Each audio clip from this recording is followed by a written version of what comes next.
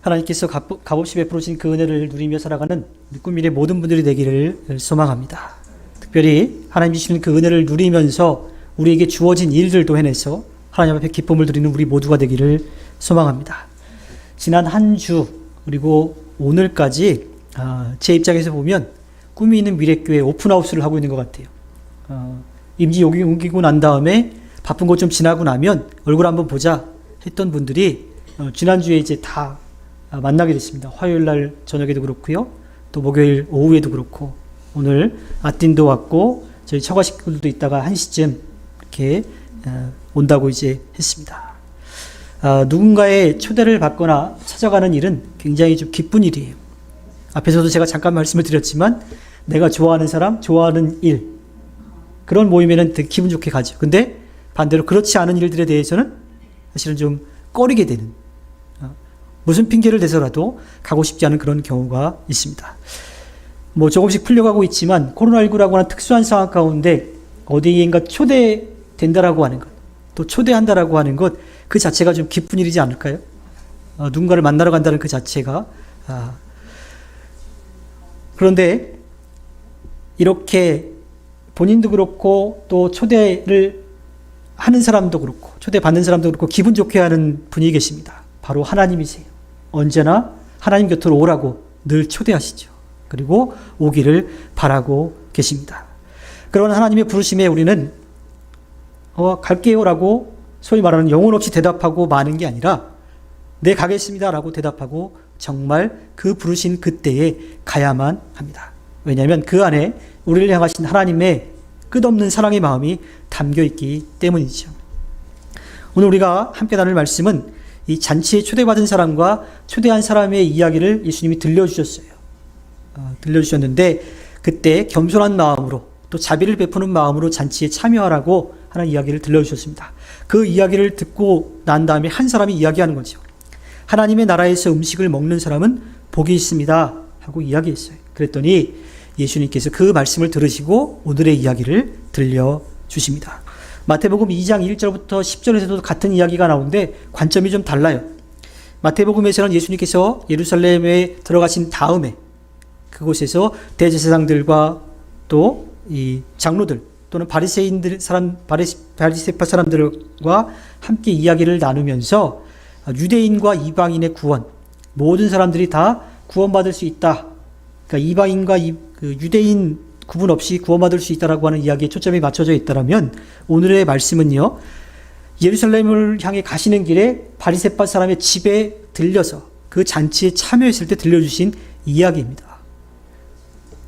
근데 여기에 관심은 뭐냐면 가난한 사람과 몸이 불편한 사람들 그들도 초대해서 잔치에 참여하게끔 하라고 이야기를 하고 계시는 거예요. 즉 사회적으로 도움이 필요한 사람들에게 관심을 보여주고 계십니다.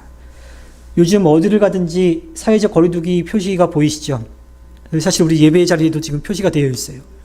여기 보면 지금 방역지침 어기신 분들 몇 분 계십니다. 표시된 자리에만 앉으셔야 되는데. 이렇게 어디인가 서야 될, 앉아야 될 자리, 뭐 이런 것들이 다 이제 표시가 되어 있어요. 하지만 누가 어디에 앉아야 되는 데까지는 되어 있지 않죠. 그죠? 근데 제가 여러분들 이렇게 뵈면, 물론 늘 예배 드릴 때마다 느끼는 건데, 꿈이 있는 미래교회뿐만 아니라 누가 정해주진 않았는데 늘 그 자리에 앉으시는 분들 계세요. 그쵸? 늘 그 자리에 앉아 계시는 분들. 그래서 어떤 목사님 그런 얘기를 하세요. 그렇게 앉아주셔서 감사한 게 뭐냐면 누가 빠졌는지 쉽게 알 수 있다. 왜냐하면 늘 그 자리에 앉으시는 분인데 그 자리가 비면 빠진 거니까. 하지만 누가 어디에 앉아야 되는지 정해져 있지는 않지요. 다만 왔을 때 지금은 당분간은 사회적 거리를 두기를 해야 되는 그런 상황이라서 자리가 좀 배치되어 있을 뿐이죠.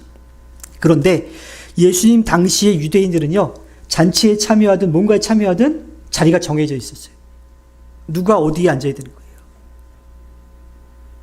소위 말하면 자기들의 당시의 그런 신분적인 그런 위치에 따라서 또 소위 말해서 자신들이 정해놓은 그 율법을 얼마나 지키느냐에 따라서 앉아야 될 자리들이 정해져 있다라고 하는 거예요. 그래서 그 자리에 앉을 사람이 아닌데 앉아있으면 어떻게? 당신이 왜 여기 앉았냐고. 그리고 자리를 옮게끔 만드는 경우도 있었습니다. 지금 예수님 앞에 나와서 이야기하는 사람, 하나님의 나라에서 음식을 먹는 사람이 복이 있습니다라고 이야기하는 사람은요, 바로 그러한 유대인의 마음을 가진 사람이었어요. 이방인은 이 자리에 초대도 못 되고, 와서도 안 되고, 와도 그 잔치를 누릴 수 없다라고 하는 그런 유대인의 선민사상, 우리만 구원받았다, 우리만 부름받았다라고 하는 그런 생각을 가진 사람이었던 거예요. 즉 예수님 앞에 우리는 유대인으로서 율법을 잘 지켜서 하나님의 잔치에 참여할 수 있습니다. 우리 정해진 자리가 있어서 그곳에 갈 수 있습니다. 그래서 잔치를 누릴 수 있습니다라고 자기 자신을 드러내고 싶은 그러한 마음으로 이야기를 하고 있는 거죠. 그런데 예수님은 그렇게 자신 있어 하는 그 유대인을 향해서 말씀하십니다. 유대인이냐 아니냐가 중요한 것이 아니라 하나님의 은혜를 누릴 수 있는 자가 누구인지에 대해서 이야기를 하시는 거죠. 유대인의 교만한 생각을 여지없이 무너뜨리시고 구원의 은혜를 누릴 수 있는 길을 알려주십니다. 요즘은 잔치를 여는 것도 또 초대하는 것도 조금 어렵긴 해요. 지금 뭐 사회적 거리두기 방침이 바뀌어서 결혼식, 장례식 이런 그 참여 인원들이 지금 숫자가 바뀌고 예배 인원 숫자도 좀 바뀌었습니다. 정확히 말씀드리면 지금에서야 우리가 방역 지침을 정확하게 지키는 거예요. 지금 이제 인원수가 좀 늘어났고 또 백신 맞으신 분들 많이 계시죠. 저도 지난 목요일 날 백신 맞았는데 사실은 오늘 아침까지도 지금 몸이 그닥 좋진 않더라고요. 그래서 평소에 먹지 않았던 그런 이제 타이레놀류를 좀 먹고 좀 있는데 사회적 거리두기 지침이 이제 좀 바뀌었는데 아직도 초대하는 것, 잔치를 여는 것 좀 부담스럽긴 합니다. 근데 직접 초대하진 않아도, 가진 않아도 알리기는 해요. 왜? 나중에 왜 소식을 전하지 않느냐라고 하는 핀잔을 좀 피하기 위해서라도 잔치가 있다라고 하는 것은 알리죠. 당시 유대인들은 잔치에 사람들을 초대할 때 2번 초대했다 그래요. 한 번은 그 잔치가 정해졌을 때 꼭 오라고 초대하는 거죠. 그때 오겠다라고 하는 대답을 들어요. 그리고 또 한 번 언제냐면 잔치 당일날 당신들이 오시기로 한 그 잔치가 오늘입니다. 꼭 오세요 하고 2번 초대를 했다라고 하는 거예요. 첫 번째 초대에 응한 사람은 어쩔 수 없는 상황이 아니라면 2번째 초대에 당연히 오는 것이 당시의 예의였습니다. 즉 오늘 말씀 17절에 보면 잔치 시간이 되어 그는 자기 종을 보내서 준비가 다 되었으니 오십시오 하고 초대받은 사람들에게 말하였다라고 하는 이 말씀은요, 이미 첫 번째 초대 때에 오겠다라고 대답한 사람들에게 그 종을 다시 보낸 거예요. 아무나 뭐 오든지 말든지 상관없이 다 보낸 그 사람들에게 다시 보낸 게 아니라 첫 번째 초대 때 알겠습니다, 제가 시간 내서 갈게요 하고 대답했던 그 사람에게 보냈다라고 하는 거예요. 이제 잔치가 다 준비되었으니 어서 오세요 하고 이야기하는 겁니다.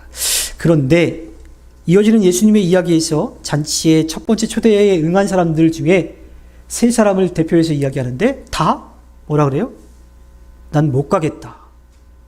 그때는 간다고 그랬는데 지금 못 가겠다라고 이야기를 합니다. 이런저런 핑계를 대면서 잔치에 참여하지 못하겠다고 이야기해요. 한 사람은 밭을 샀는데 아무래도 그 밭을 좀 보러 가야 해서 초대된 잔치에 가지 못하겠습니다 이야기합니다. 그런데요, 이 말씀을 잘 생각해 보면 이 사람은 지금 밭을 사러 가는 게 아니에요. 이미 밭을 사 놓았어요.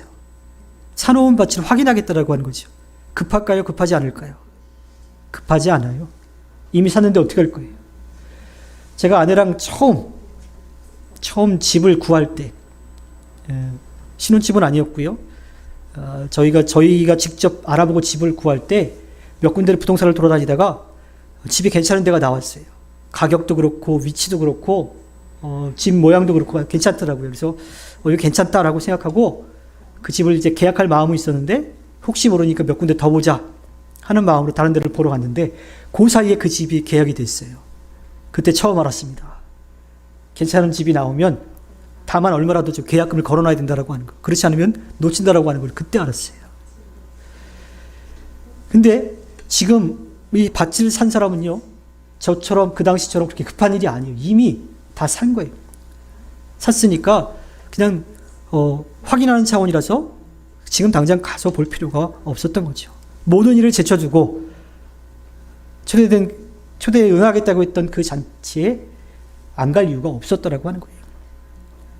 그런 핑계를 댔던 거죠. 다음 사람은요, 겨리소 5쌍을 사서 시험하러 간다고 이야기합니다. 이 겨리소라고 하는 말 자체가 이제 쌍, 같이 멍에를 매다라고 하는 뜻을 가지고 있는데 5쌍이니까 10마리를 이야기하는 거죠. 마태복음 22장 5절에 보면요, 한 사람은 장사하러 갔다라고 이야기합니다. 장사. 그리고 오늘 이 말씀에도 시험한다라고 하는 이야기를 들어봤을 때에 이 두 번째 핑계를 대고 있는 사람은 장사꾼인 것 같아요. 소를 사서 이거를 짝을 지어가지고 파는 사람 같아요. 그러니까 그 5쌍을 샀는데 이 5쌍의 소가, 이 10마리의 소가 짝을 잘 이루고 있는지 한번 확인해 보겠다라고 하는 그런 뜻이죠. 그러니 뭐예요? 이미 그 소를 놓치는 것도 아니에요. 자기 사는 거예요. 나중에 확인해도 되는 거죠. 그럼 이 사람도 마찬가지로 초대에 응하지 않겠다라는 핑계를 댈 뿐이었다라고 하는 겁니다. 마지막 사람은요, 자기가 지금 결혼했기 때문에 잔치에 참여할 수 없다라고 이야기합니다. 당시의 이 잔치는 대부분 부부가 같이 갔다 그래요. 또 밤늦게까지 잔치가 이어진다 하더라도 부부가 같이 갔으니까 크게 문제될 일이 없는 거지요. 게다가 앞에 두 사람은 제가 좀 이런 일이 있으니까 부디 좀 양해해 주시기 바랍니다 라고 정중하게 이야기했는데 이 사람은 그런 것도 없이 그냥 이야기하는 거죠. 그냥 나는 장가 들어서 아내를 맞이했으니까 같이 못하겠다라고 하는 그 말로 거절을 해버립니다.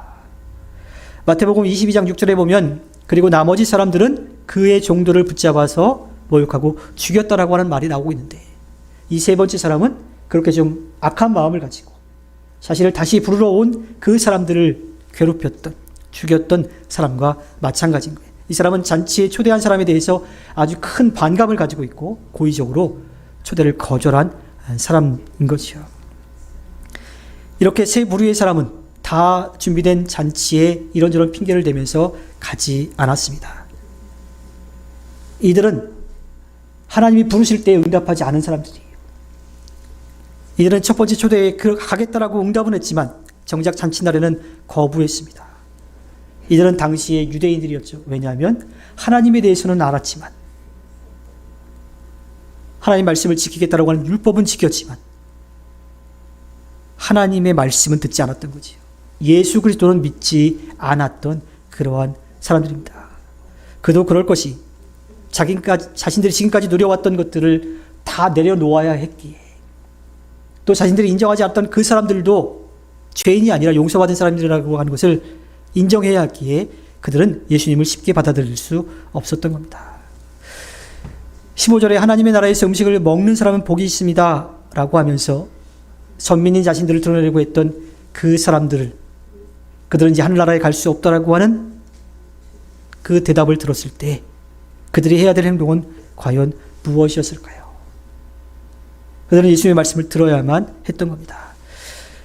꽤 오래전에 유행했던 채불암 시리즈에 나오는 이야기입니다.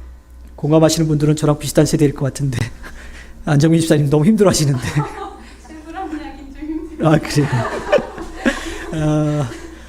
그 채불암 시리즈에 오케스트라 이야기가 나옵니다.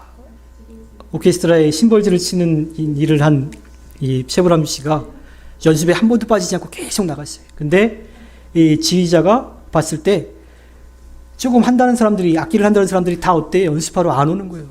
자기 뭐 무대 체질이라는 식으로 연습 때 안 옵니다. 저는 김별 형제 보면서 참 많은 걸 느껴요. 긴 시간 동안 연습하는데, 전 뭐 음악은 잘 모르지만 늘 같은 곡을 연습하거든요. 근데 하루에도 몇 번씩 또 제가 뭐 교회 와서 만나는 날이 그렇게 많지는 않지만 이제 와서 만날 때마다 늘 그걸 계속 연습을 해요. 자기가 잘 하는 거지만 계속 연습을 하는 거죠. 함께 이제 신방하면서 기도 제목 나눌 때에도 자기가 연습한 거, 그 연주회 때 준비한 만큼 잘 할 수 있게다라고 하는 그런 기도 제목도 나눴는데 참 대단하다라고 하는 생각이 좀 듭니다. 자, 근데 그 오케스트라에 악기 좀 한다는 사람들이 연습 때 안 나오는 거예요. 대충. 그래서 지휘자가 너무 화가 났죠. 연주회 전날 또 많이 안 나왔어요. 그래서 채불암 씨를 불러가지고 이야기했다 그러죠. 이 채불암 씨를 보십시오. 그 신부지를 한번 하기 위해서 한 번도 빠지지 않고 열심히 나오고 있다고. 이러한 모습이 있어야 된다고 이야기했더니 최불암 씨가 그런 이야기를 했다 그러죠. 저 내일 못 나오는데요. 아무리 연습을 하면 뭐합니까? 실제 그날 나오지 않으면 아무 소용이 없는 거예요. 초대에 간다고 대답하기만 하는 게 아니라 잔칫날에 그 초대된 잔치에 가야만 합니다. 부르실 때 대답만 내야 하는 것이 아니라 실제로 가야 한다라고 하는 이야기예요. 그렇지 않으면 오늘 24절의 말씀처럼 내가 너희에게 말한다. 초대를 받지 않은 사람들 가운데서는 아무도 나의 잔치를 맛보지 못할 것이다. 대답만 하고 안 가면 잔치에 참여할 수 없다라고 하는 이야기입니다.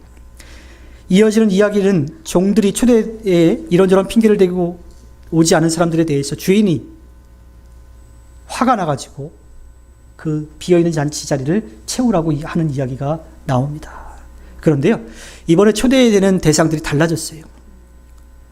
먼저 초대했던 사람들이 아니라 전혀 다른 사람들입니다. 21절에 어서 시내의 거리와 골목으로 나가서 가난한 사람들과 지체에 장애가 있는 사람들과 눈먼 사람들과 다리 저는 사람들을 이리로 데려오너라. 사실 이 이야기가 조금 불편하게 좀 들립니다. 왜냐면요, 마치 초대할 마음이 전혀 없던 사람들인데 초대했던 사람들이 오지 않아서 자신의 체면상 그 빈자리를 채우려고 하는 그런 마음은 아닌가 하는 그런 마음이 들기 때문이죠.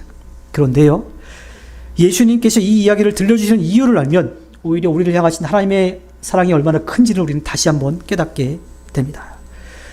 율법을 지키는 자신들만이 하늘나라에 들어갈 수 있다고 하면서 율법을 알면서도 지키지 않은 사람들, 또 아예 율법을 알지 못하는 사람들을 지옥의 땔감으로 여겼던 사람들이 유대인들이었어요.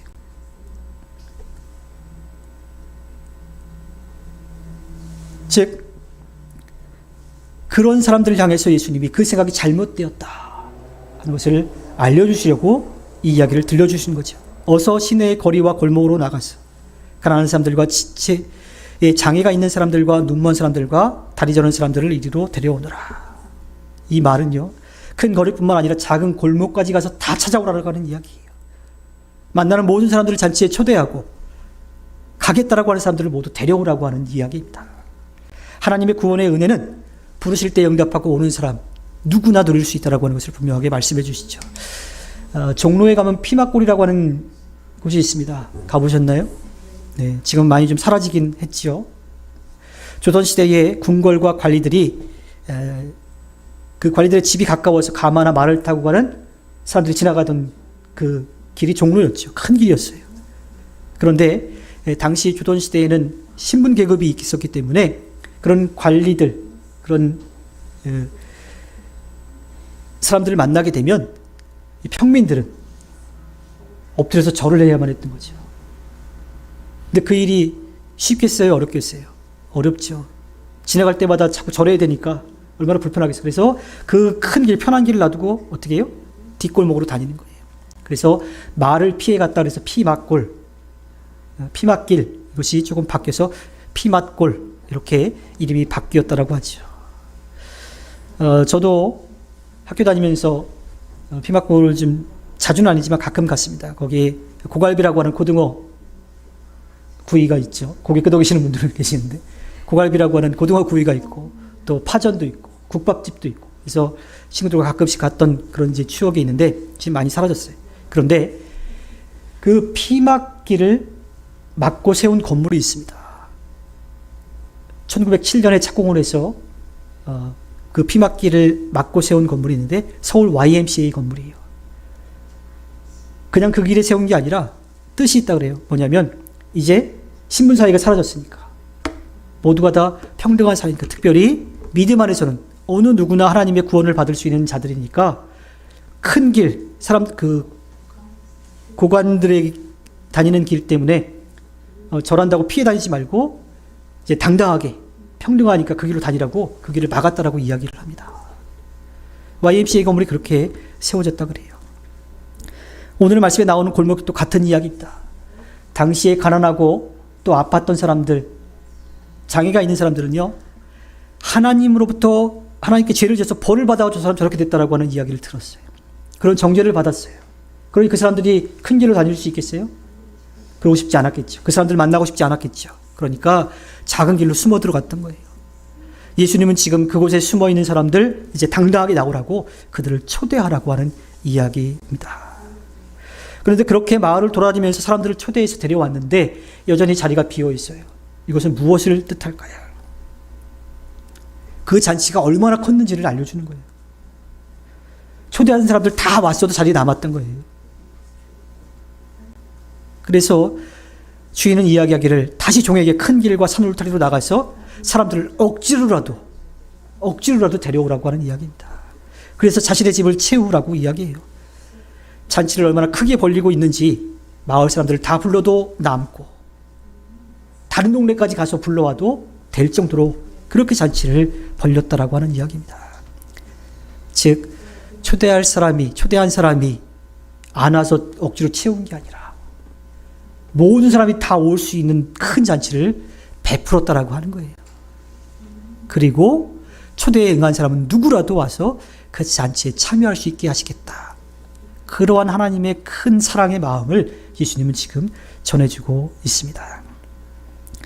하나님의 구원의 은혜는 유대인들에게만 주어진 게 아닙니다. 창세기 12장 2절 3절의 말씀을 보면 내가 너로 큰 민족이 되게 하고 너에게 복을 주어서 내가 크게 이름을 떨치게 하겠다. 너는 복의 근원이 될 것이다. 너를 축복하는 사람에게는 내가 복을 베풀고 너를 저주하는 사람에게는 내가 저주를 내릴 것이다. 땅에 사는 모든 민족이 너로 말미암아 복을 받을 것이다. 그들은 하나님의 구원의 역사에 먼저 선택을 받았을 뿐이지 그들만 선택받은 게 아니에요. 하나님은 모든 이들을 사랑하시는 겁니다. 출애굽기 19장 5절 6절의 말씀을 보면 이제 너희가 정말로 나의 말을 듣고 내가 세워준 언약을 지키면 너희는 모든 민족 가운데서 나의 보물이 될 것이다. 온 세상이 다 나의 것이다. 그러므로 너희는 내가 선택한 백성이 되고 너희의 나라는 나를 섬기는 제사장 나라가 되고 너희는 거룩한 민족이 될 것이다. 너는 이 말을 이스라엘 민족에게 일러 주어라. 먼저 선택받았다라고 하는 거죠. 믿음의 본을 보여야 한다라고 하는 겁니다. 하나님의 구원의 역사에 쓰임받기 위해서 먼저 선택받은 민족이라고 하는 것을 분명하게 이야기하죠. 하지만 유대인들은 하나님의 마음을 제대로 알고 있지 못했어요. 자신들이 좋을 대로만 받아들였습니다. 예수님은 이러한 유대인들을 향해서 그들의 생각이 잘못되었다는 것을 분명하게 알려주시면서 그들도 구원의 은혜를 누리기를 원하셨죠. 하나님께서 구원의 잔치를 준비하시면서 초대할 때 네, 가겠습니다라고 대답하는 우리가 되어야 합니다. 이미 여러분들 대답하셨고 지금 와 계세요. 근데 더 중요한 게 있죠. 우리만이 아니라 아직까지 이 잔치 자리에 와야 될 사람들이 있다라고 하는 거예요. 자리는 얼마든지 있어요. 사도행전 1장 8절에 그러나 성령이 너희에게 내리시면 너희는 권능을 받고 예루살렘과 온 유대와 사마리아에서 그리고 마침내 땅끝까지 이르러 내 증인이 될 것이다. 먼저 초대에 응하고 온 사람들이 해야 될 일이 무엇인지를 분명하게 말씀해 주고 계십니다. 하나님께서 우리를 먼저 불러주시고 그리고 불러주실 때 응답한 우리에게 맡겨진 일을 해내기를 소망합니다. 유대인들에게만이 아니라 또 지금 우리 울타리 안에 있는 이들뿐만 아니라 아직까지 하나님을 알지 못하는 이들에게 하나님을 전하는 것, 그 일이 우리들에게 주어진 일이에요.